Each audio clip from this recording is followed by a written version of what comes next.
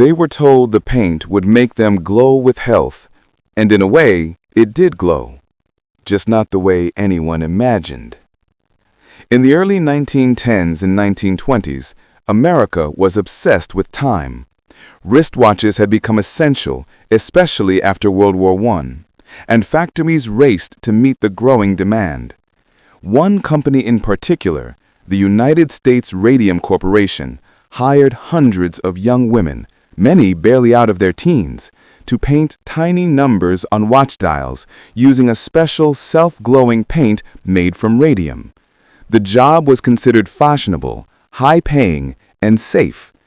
The girls were even encouraged to shape their paintbrushes with their lips using a technique called lip dip paint. No one warned them that each tiny mouthful was deadly. At the time, radium was celebrated as a miracle substance. It was added to toothpaste, cosmetics, drinking water, and even chocolate. Scientists believed it gave energy to the body. Factory managers reassured the workers that the paint was harmless.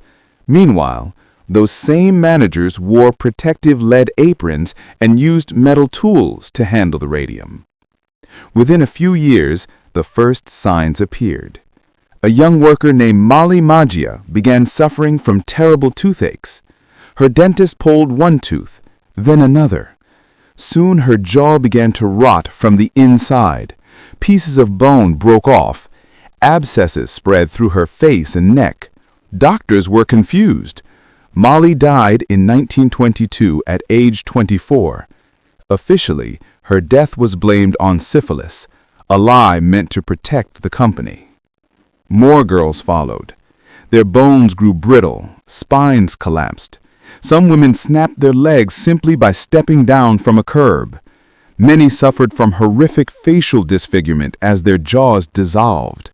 The cause remained hidden until one doctor found radium glowing inside her patient's bones even years after she stopped working.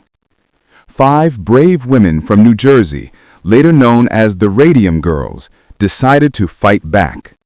By then, they were already dying. They sued the U.S. Radium Corporation in 1927. The company dragged out the case, hoping the women would die before trial. Several did. Those who survived were too weak to raise their arms in the courtroom, yet they testified anyway. The trial shocked the nation. Newspapers exposed the truth. Public sympathy turned into outrage. Although the settlement money came too late to save their lives, their case transformed American workplace safety forever. For the first time, companies were held legally responsible for poisoning their workers. New labor laws, safety inspections, and worker protections all trace back to the suffering of these women. Even decades later, their bodies still told the story. When some Radium Girls were exhumed years after death, their bones still emitted radiation.